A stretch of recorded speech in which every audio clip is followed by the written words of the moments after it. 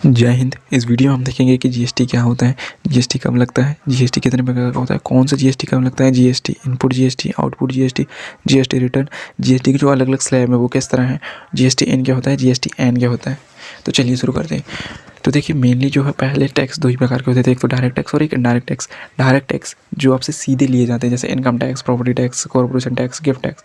और एक होता है इनडायरेक्ट टैक्स जो कि अगर आप कोई सामान या सर्विस लेते हैं तो आपसे लिया जाएगा, जैसे कि excise duty, service duty, VAT और अलग अलग जो है 17 प्रकार के इनडायरेक्ट टैक्स होते हैं। तो जो जीएसटी लाया गया वो इनडायरेक्ट टैक्स की जगह पर लाया गया है। ऐसा नहीं है कि सारे टैक्स को ख़त्म करके जीएसटी लाया गया है। जो डायरेक्ट टैक्स है वो तो है ही, बट जो इनडायरेक्ट 17 अलग अलग टैक्स थे उनकी जगह पर जो जीएसटी लेके आया गया है। अब आपको जीएसटी कब देना होता है, तो अगर आपका सालाना टर्नओवर 20 लाख या इससे ज़्यादा होता है तब आपको जीएसटी देना होता है। इसमें प्रॉफिट की बात नहीं हो रही। अगर आपका लेन देन 20 लाख से ज़्यादा है तो आपको जीएसटी देना होगा। अगर आपका लेन देन इंटर स्टेट होता है यानी एक राज्य से दूसरे राज्य में आपका लेन देन है तो आपको जीएसटी देना है। अगर आप ऑनलाइन सर्विस का यूज़ करते हो जैसे जोमेटो वगैरह से अगर आप 50 रुपये का भी सामान लोगे तो आपको जीएसटी देना होगा। फ्लिपकार्ट, अमेजोन वगैरह का यूज़ करते हो। जीएसटी कितने प्रकार के होते हैं, तो मेनली जो है 4 प्रकार के होते हैं। Central goods and service tax, state goods and service tax, union territory goods and service tax और integrated goods and service tax. तो कौन सा जीएसटी कब लगता है, अगर आप सेम स्टेट में लेन देन करते हो, जैसे कोई प्रोडक्ट बना गुजरात में और आप उसे गुजरात में ही खरीदते हो, तब जो जीएसटी लगेगा वो CGST प्लस SGST होगा। तो 50% लगेगा CGST तो सेंट्रल को जाएगा और 50% जो है SGST लगेगा तो वो जो है गुजरात के पास ही जाएगा, क्योंकि SGST में क्या होता है उसी स्टेट को मिल जाता है, जो टैक्स होगा वो उसी स्टेट को मिल जाएगा। और एक होता अगर आप इंटर स्टेट लेन देन करते हो तब जो जीएसटी लगेगा वो लगेगा CGST plus IGST, integrated goods and service tax. तो इसमें क्या होता है 50% तो यहाँ भी सेंट्रल ने लेके गई, बट जो 50% बचा वो सामान बना गुजरात में और बिका कहाँ, उत्तर प्रदेश, उड़ीसा, महाराष्ट्र या कोई भी राज्य में। तो वहाँ जिस राज्य में वो सामान बिका, जैसे मान लो यूपी में बिका तो यूपी की गवर्नमेंट के पास जाएगा 50% टैक्स।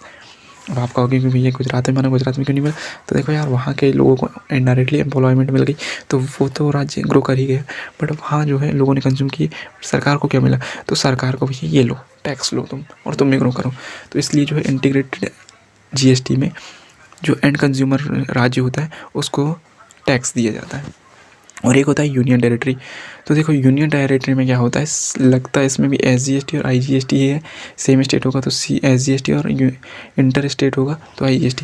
बट वो जो GST है उसको UT GST का नाम दिया जाता है। क्यों, क्योंकि वो जो है यूनियन टेरिटरी है। अब यूनियन टेरिटरी क्या है, जैसे दिल्ली, जम्मू कश्मीर, अंडमान निकोबार और जितने भी अलग अलग केंद्र शासित प्रदेश हैं उनको यूनियन टेरिटरी। अब देखते हैं इनपुट और आउटपुट GST।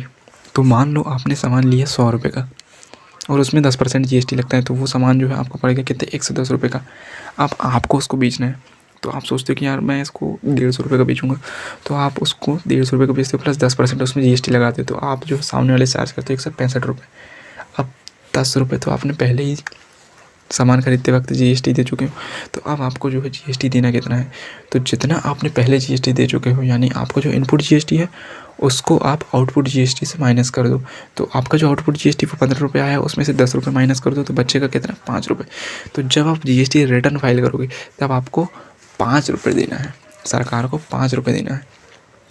अब GST रिटर्न में जो है कई प्रकार के होते हैं, GST return R1, R2, R3, 2A, 3B, तो अलग अलग प्रकार के जो है GST रिटर्न भी होते हैं।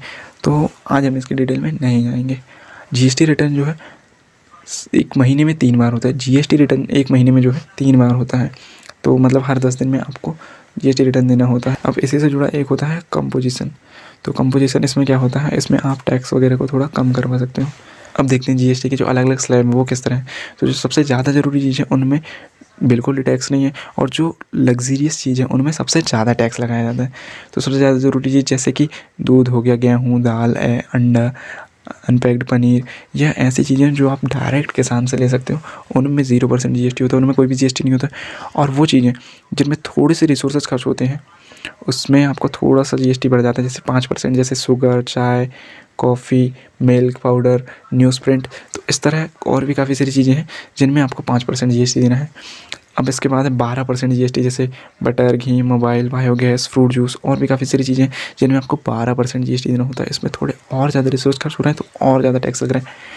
इसके बाद 18% जीएसटी। सबसे ज़्यादा जो है प्रोडक्ट और सर्विस जो है इसी कैटेगरी में आती है। इसमें hair oil, soap, toothpaste, pasta, cream, jeans, लोहा, स्टील, सीमेंट, ये सारी ज़्यादातर चीज़ें जो हैं इसमें आती हैं। और एक होता है फिर 28% की कैटेगरी, जो इसमें जो है लग्जरियस चीज़ें आती हैं, जैसे कि car, motorcycle, AC, cement, makeup product, और जो लग्जरी चीज़ होती है वो इसमें आती है। तो देखो, जो सबसे ज़्यादा ज़रूरी चीज़ है वो उसमें कोई भी टैक्स नहीं है, जो कि आप डायरेक्ट किसान से लेते हो।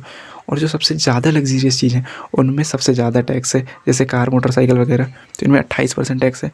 और ज़्यादातर जो चीज़ें हैं वो 18% की कैटेगरी में रखी गई हैं। कुछ ऐसी भी चीज़ें हैं जिनको जीएसटी की कैटेगरी से बाहर रखा गया है, जैसे कि पेट्रोल, डीजल, गैस, इलेक्ट्रिसिटी और शराब।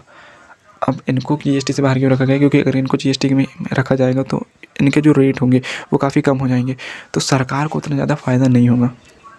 अब भैया सरकार इनमें से जीएसटी इसलिए हटा देती है क्योंकि आप सरकार क्या करती है ना, 20 रुपये किलो जो गेहूँ खरीदेगी, चावल खरीदेगी, उसको आपको 2 रुपये किलो दे रही है, आपका इलाज फ्री में कर रही है। तो ये सारा पैसा सरकार के पास आता कहाँ से? अब सरकार के पास ऐसा तो है नहीं कि खजाना है बहुत बड़ा, तो वो आपसे ही लेके आपके ऊपर ही खर्च करती है। इसलिए इनमें जीएसटी नहीं लगाया जाता, इनमें एक्स्ट्रा टैक्स लगाए जाते हैं। अब देखते हैं जीएसटी इन क्या होता है? Identification number. जब आप जीएसटी रजिस्ट्रेशन कराते हैं तो आपको 15 डिजिट का एक नंबर मिलता है, जिसमें 2 डिजिट होते हैं स्टेट, जो आपका स्टेट है उस स्टेट को बताते हैं, 10 अंक होते हैं आपका पैन नंबर, और 3 अंक जो है वो एक यूनिक कोड होता है जो वो अपने से बना के देता है। इस सबको हैंडल करता है जीएसटी एन क्या होता है? नेटवर्क, जो जीएसटी का सारा कंट्रोल होता है।